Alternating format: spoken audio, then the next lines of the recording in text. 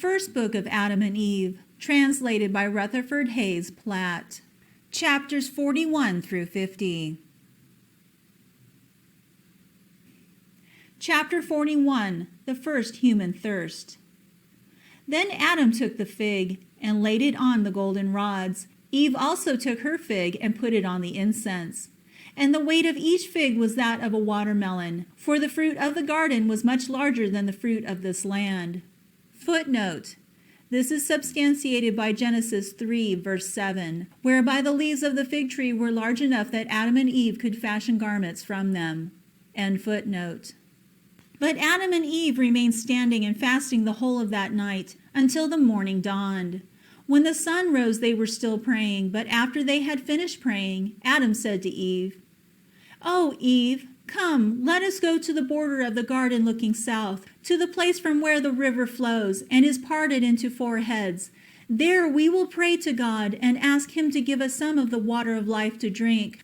For God has not fed us with the tree of life, in order that we may not live. Therefore we will ask him to give us some of the water of life, and to quench our thirst with it, rather than with a drink of water of this land." When Eve heard these words from Adam, she agreed, and they both got up and came to the southern border of the garden, at the edge of the river of water a short distance from the garden. And they stood and prayed before the Lord, and asked him to look at them this once, to forgive them, and to grant them their request.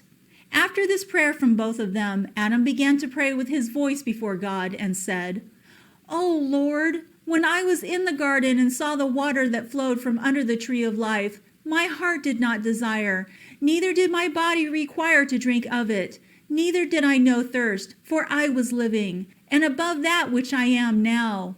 So that in order to live I did not require any food of life, neither did I drink of the water of life. But now, O God, I am dead. My flesh is parched with thirst. Give me of the water of life, that I may drink of it and live. Of your mercy, O God, save me from these plagues and trials, and bring me into another land different from this, if you will not let me live in your garden." Chapter 42.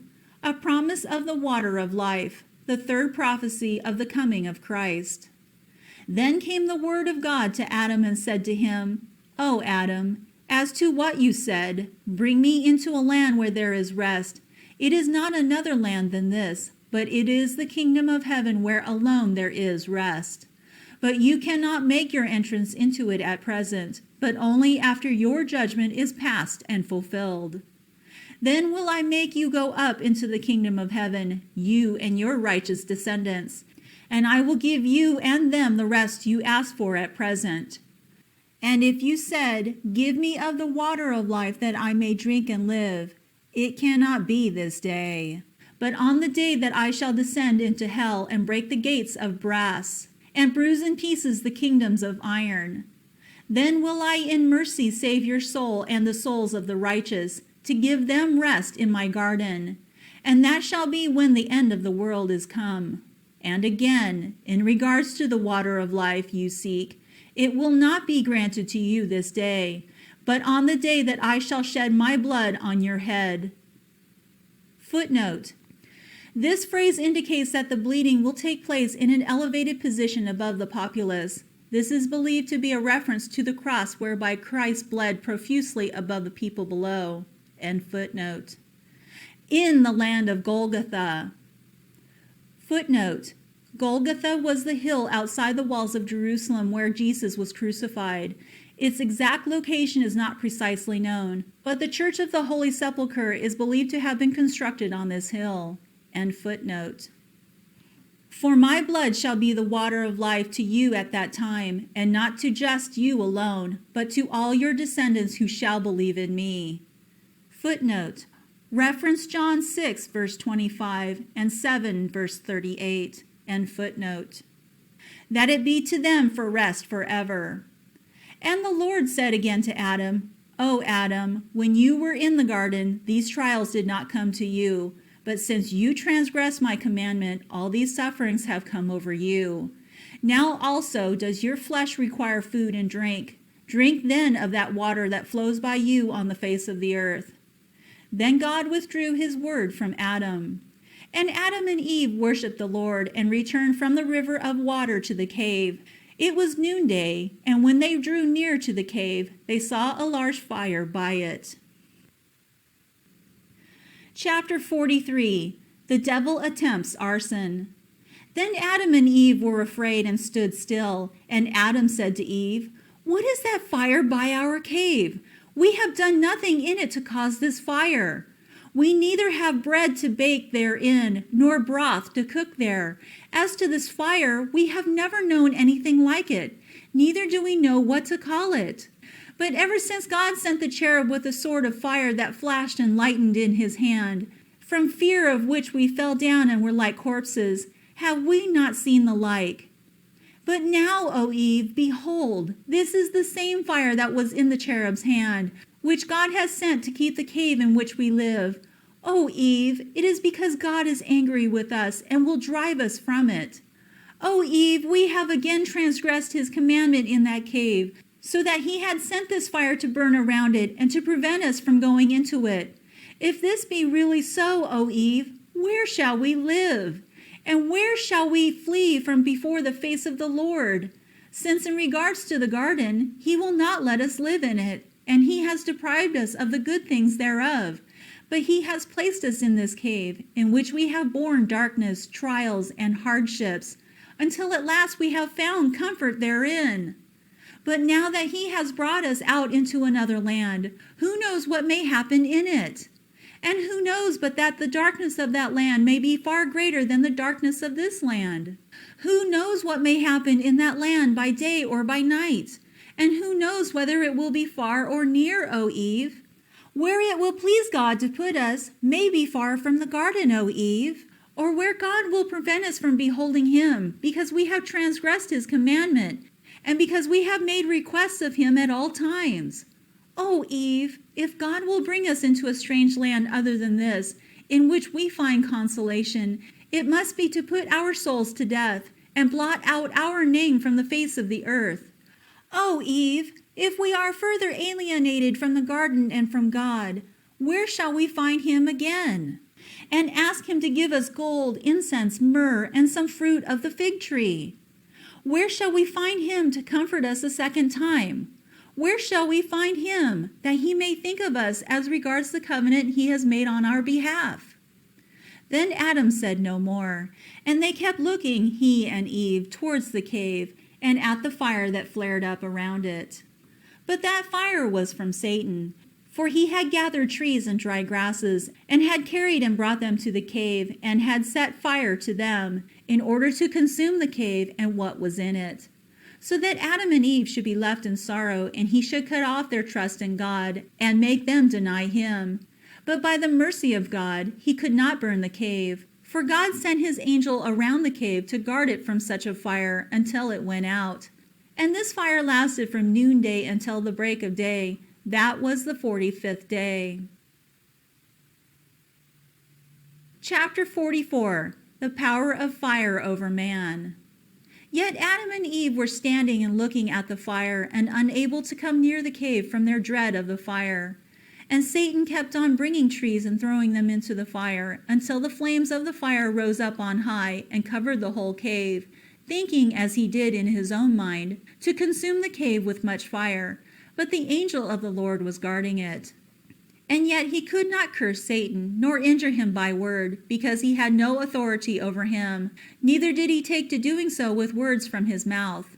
Therefore the angel tolerated him, without saying one bad word, until the word of God came, who said to Satan, "Go away from here. Once before you deceived my servants, and this time you seek to destroy them. Were it not for my mercy, I would have destroyed you and your hosts from off the earth. But I have had patience with you until the end of the world." Then Satan fled from before the Lord. But the fire went on burning around the cave like a coal fire the whole day, which was the 46th day Adam and Eve had spent since they came out of the garden. When Adam and Eve saw that the heat of the fire had somewhat cooled down, they began to walk towards the cave to get into it as they usually did, but they could not, by reason of the heat of the fire. Then they both began crying because of the fire that separated them from the cave, and that came towards them burning, and they were afraid. Then Adam said to Eve, "See this fire of which we have a portion in us, which formerly yielded to us, but no longer does so? Now that we have transgressed the limit of creation and changed our condition, and our nature is altered. But the fire is not changed in its nature, nor altered from its creation. Therefore it now has power over us, and when we come near it, it scorches our flesh." Chapter 45. Why Satan didn't fulfill his promises. Description of hell. Then Adam rose and prayed to God, saying, "See, this fire has separated us from the cave in which you have commanded us to live. But now, behold, we cannot go into it." Then God heard Adam and sent his word that said, "O Adam, see this fire, how different the flame and heat thereof are from the garden of delights and the good things in it. When you were under my control, all creatures yielded to you. But after you have transgressed my commandment, they all rise over you." God said again to him, "See, O Adam, how Satan has exalted you. He has deprived you of the Godhead and of an exalted state like me, and has not kept his word to you, but has, after all, become your enemy. He is the one who made this fire in which he meant to burn you and Eve. Why, O Adam, has he not kept his agreement with you, not even one day, but has deprived you of the glory that was on you when you yielded to his command? Do you think, Adam, that he loved you when he made this agreement with you, or that he loved you and wished to raise you on high? But no, Adam, he did not do all that out of love to you. But he wished to make you come out of the light into darkness, and from an exalted state to degradation, from glory to abasement, from joy to sorrow, and from rest to fasting and fainting. God also said to Adam, "See this fire kindled by Satan around your cave. See this wonder that surrounds you, and know that it will encompass about both you and your descendants when you obey his command, that he will plague you with fire, and that you will go down into hell after you are dead. Then you will see the burning of his fire, that will be burning around you and likewise your descendants. You will not be delivered from it until my coming, just like you cannot go into your cave right now because of the great fire around it. Not until my word comes and makes a way for you on the day my covenant is fulfilled. There is no way for you at present to come from this life to rest, not until my word comes, who is my word. Then he will make a way for you, and you shall have rest." Then God called with his word to the fire that burned around the cave, that it split itself in half, until Adam had gone through it. Then the fire parted itself by God's order, and a way was made for Adam. Footnote: reference Exodus 14, verse 21, 22, and Joshua 3, verses 15 through 17. End footnote. And God withdrew his word from Adam. Chapter 46. How many times have I delivered you out of his hand? Then Adam and Eve began again to come into the cave, and when they came to the way between the fire, Satan blew into the fire like a whirlwind, and caused the burning coal fire to cover Adam and Eve, so that their bodies were singed, and the coal fire scorched them. Footnote: at this time, the garments that God had given them in Genesis 3, verse 21, were burned off so that Adam and Eve were again naked. Reference chapter 50, whereby Adam and Eve seek garments with which to cover their nakedness. End footnote. And from the burning of the fire, Adam and Eve screamed and said, "O Lord, save us! Leave us not to be consumed and plagued by this burning fire, neither require us for having transgressed your commandment." Then God looked at their bodies, on which Satan had caused fire to burn, and God sent his angel that stayed the burning fire, but the wounds remained on their bodies. And God said to Adam, "See Satan's love for you, who pretended to give you the Godhead and greatness, and behold, he burns you with fire, and seeks to destroy you from off the earth. Then look at me, O Adam. I created you, and how many times have I delivered you out of his hand? If not, wouldn't he have destroyed you? God said again to Eve, "What is that he promised you in the garden, saying, 'As soon as you eat from the tree, your eyes will be opened, and you shall become like gods, knowing good and evil.' But look, he has burned your bodies with fire, and has made you taste the taste of fire, for the taste of the garden, and has made you see the burning of fire, and the evil of it, and the power it has over you. Your eyes have seen the good he has taken from you, and in truth he has opened your eyes. And you have seen the garden in which you were in with me, and you have also seen the evil that has come over you from Satan. But as to the Godhead, he cannot give it to you, neither fulfill his speech to you. No, he was bitter against you and your descendants that will come after you." And God withdrew his word from them. Chapter 47. The Devil's Own Scheming. Then Adam and Eve came into the cave, yet trembling at the fire that had scorched their bodies. So Adam said to Eve, "Look, the fire has burnt our flesh in this world, but how will it be when we are dead, and Satan shall punish our souls? Is not our deliverance long and far off, unless God come and in mercy to fulfill his promise?" Then Adam and Eve passed into the cave, blessing themselves for coming into it once more. For it was in their thoughts that they never should enter it when they saw the fire around it. But as the sun was setting, the fire was still burning and nearing Adam and Eve in the cave, so that they could not sleep in it. After the sun had set, they went out of it. This was the 47th day after they came out of the garden. Adam and Eve then came under the top of the hill by the garden to sleep, as they were accustomed to do. And they stood and prayed God to forgive them their sins, and then fell asleep under the summit of the mountain. But Satan, the hater of all good, thought within himself, "Whereas God has promised salvation to Adam by covenant, and that he would deliver him out of all the hardships that have befallen him, but has not promised me by covenant, and will not deliver me out of my hardships. No, since he has promised him that he will make him and his descendants live in the kingdom in which I once was, I will kill Adam. The earth shall be rid of him, and shall be left to me alone, so that when he is dead, he may not have any descendants left to inherit the kingdom that shall remain my own realm. God will then be wanting me, and he will restore it to me and my hosts." Chapter 48. Fifth apparition of Satan to Adam and Eve. After this, Satan called to his hosts, all of which came to him and said to him, "O our Lord, what will we do?"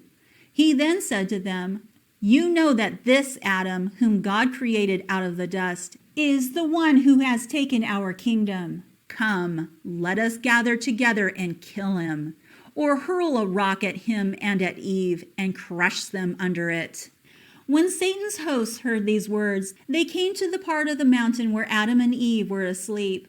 Then Satan and his hosts took a huge rock, broad and even, and without a blemish, thinking within himself, if there should be a hole in the rock, when it fell on them, the hole in the rock might come over them, and so they would escape and not die.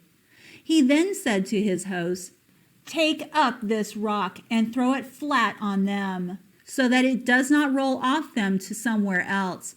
And when you have hurled it, get away from there quickly." And they did as he told them. But as the rock fell down from the mountain toward Adam and Eve, God commanded the rock to become a dome over them, that did them no harm. Footnote: the word dome is used here, but the text does not specifically suggest that the covering was round, only that it covered them on all sides. However, a dome is the most likely shape that would have been able to withstand the impact with the ground. From verse 9 that says, "When they saw it," and verse 11 that says, "Shut us up in this prison," we can conclude that the dome had holes in its sides that were big enough to let in light and air, but were too small to allow Adam and Eve to escape. Another conclusion would be that the holes were large, but too high up for Adam and Eve to reach. However, the former is more likely. End footnote. And so it was by God's order. But when the rock fell, the whole earth quaked with it, and was shaken from the sides of the rock. Footnote. In verse 7 of the next chapter, 49, God tells Adam and Eve that the ground was also lowered under them. I commanded the rock under you to lower itself. End footnote. And as it quaked and shook, Adam and Eve woke from sleep and found themselves under a dome of rock. But they didn't know what had happened, because when they fell asleep they were under the sky and not under a dome, and when they saw it they were afraid. But Adam said to Eve, "Wherefore has the mountain bent itself, and the earth quaked and shaken on our account? And why has this rock spread itself over us like a tent? Does God intend to plague us and to shut us up in this prison? Or will he close the earth over us? He is angry with us for having come out of the cave without his order, and for our having done so on our own accord, without consulting him, when we left the cave and came to this place." Then Eve said, "If indeed the earth quaked for our sake, and this rock forms a tent over us because of our transgression, then we will be sorry, O Adam, because our punishment will be long. But get up and pray to God to let us know concerning this, and what this rock is that is spread over us like a tent." Then Adam stood up and prayed before the Lord, to let him know what had brought about this difficult time. And Adam stood praying like that until the morning.